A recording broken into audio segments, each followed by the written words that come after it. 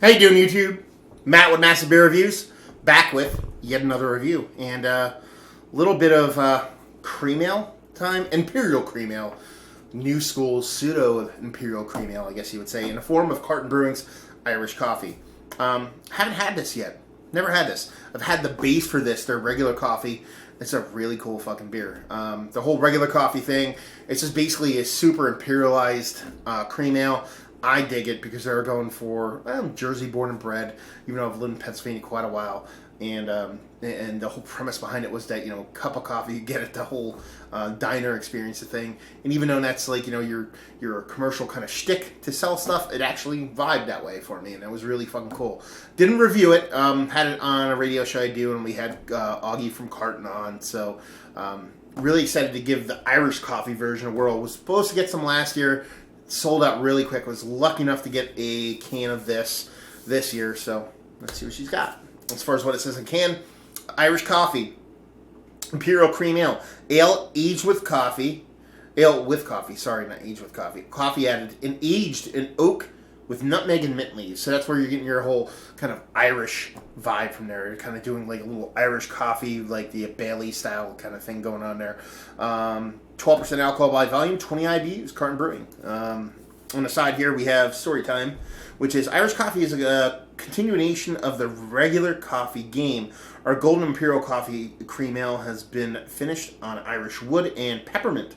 Much like regular coffee, looks to invoke an amusing version of the acidic, bitter coffee crushed by milk, or curbed by milk and sugar, that starts a day in a paper cup. Irish coffee addresses it on the other end of the day. A beer rendition of a mug of coffee touched with Irish and whipped cream with a drizzle of green creme de menthe to tie up a big meal. Drink Irish coffee to take it all home. So yeah, that's pretty much it. Carton Brewing, drink off the beaten craft. Wah, wah. Yeah. And date-wise, for all your date Nazis on there, we have a journey began on 1/14/16. This is January 20th. So, 6 days old. Not so much a drain pour, right? So yeah, let's see what this sucker has. Like I said, I really enjoyed Carton's regular coffee.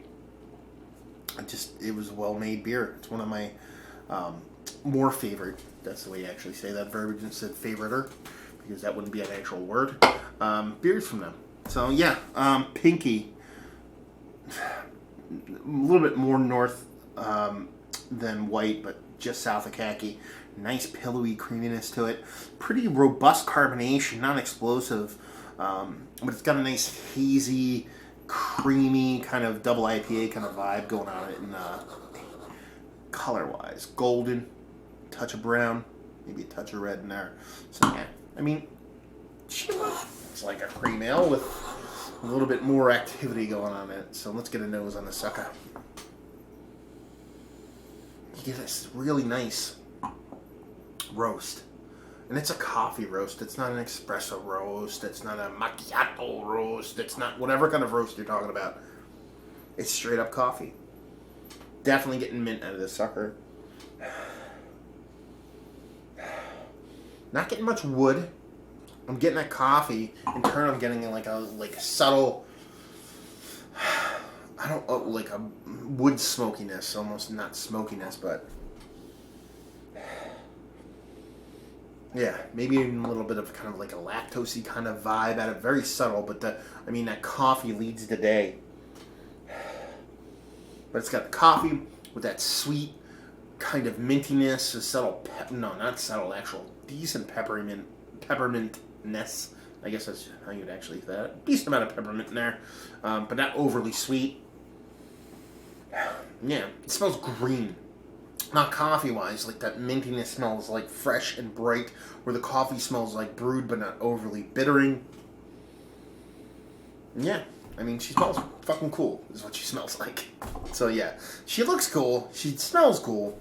Let's see what she tastes like. Cheers.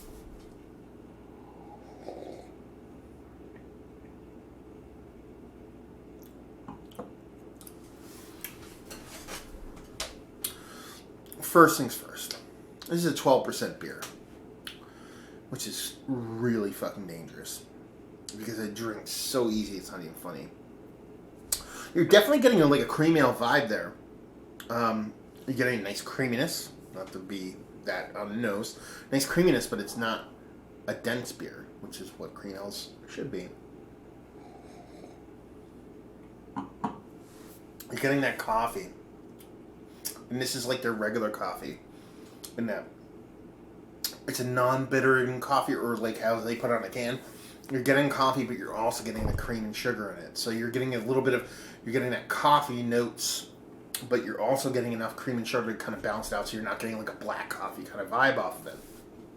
Which totally battles back any kind of bitterness that would be there if it were to be there. More so in a regular, and not their regular coffee, but in a regular coffee. You know, you put cream and sugar to battle back the bitterness, like they say in a can. In this, I think it's more of just an added note. It's actually not pushing back the bitterness in that coffee.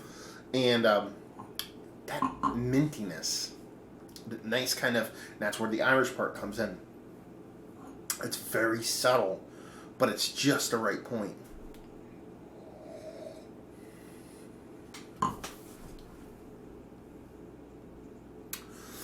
It's not like, it's minty, but not like evaporatively minty, and to the point where you're not like having it run off the back of your nose like it's a cough drop or something like that. It's just there kind of in taste, a little bit in vapor, but it's not overpowering.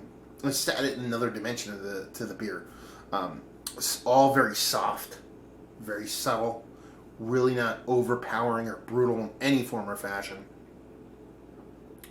Just crushable. The fact that this is 12% is probably the scariest part of it. Like, you know, I love me some high ABV beers, because a lot of times you're looking about delivering robust flavors that most times than not are hard to achieve at a lower ABV.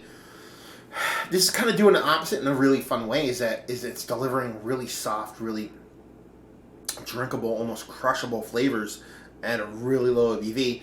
And that's cool until you drink a bunch of them, and then you wake up in a dumpster in fucking Secaucus or some shit like that. You know, or laid in, face down in the weeds in Secaucus. Let's say Secaucus, that part. You gotta say Secaucus, right? Secaucus. Anyway, enough of me waxing poetic. It's cool beer. Definitely get the mint in there. I think you do get a little bit of the barrel, but it's so far down the line. I think it's more of the dryness factor. Since it's lower ABV beer, you get a subtle dryness, kind of more on the back end, especially after a while you don't drink it. I think that's kind of those oak tannins kind of just grabbing onto your tongue.